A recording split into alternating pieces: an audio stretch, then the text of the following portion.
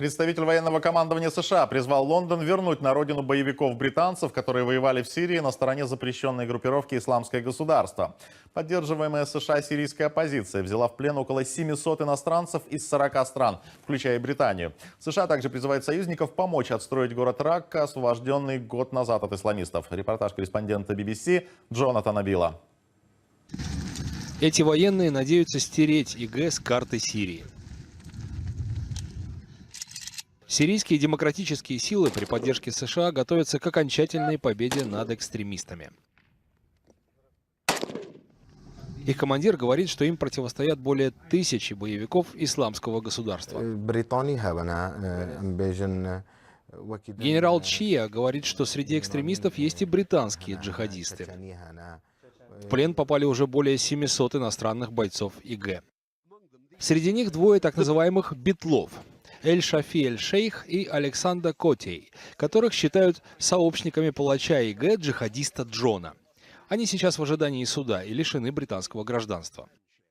Британия, возможно, и умыла бы руки, отказавшись принимать их, но высокопоставленные чины американского командования считают, что именно Британия должна их принять. Мы работаем над тем, чтобы страны, из которых приехали эти люди, приняли их обратно. И сирийская демократическая армия. И мы предпочли бы вернуть их туда, откуда они приехали.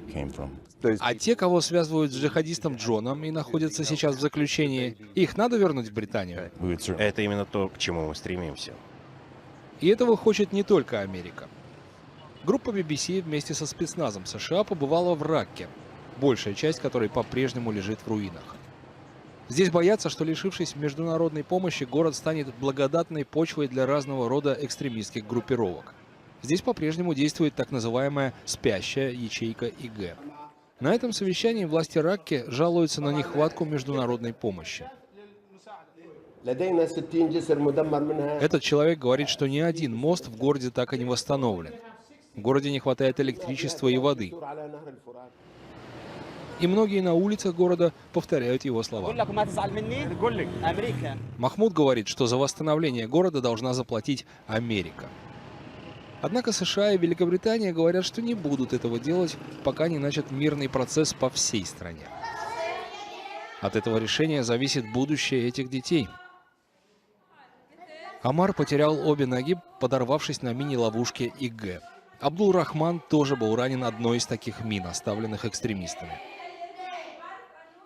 Эта школа – один из проектов, финансируемых Соединенными Штатами. Но в попытке заставить другие страны платить больше за восстановление Сирии, администрация Трампа урезала финансирование. Деньги закончатся к концу года. США сохраняют свое военное присутствие в стране. Американцы говорят, что другие страны должны сделать больше, но, кажется, большинство стран не хочет брать на себя ответственность за последствия этой войны.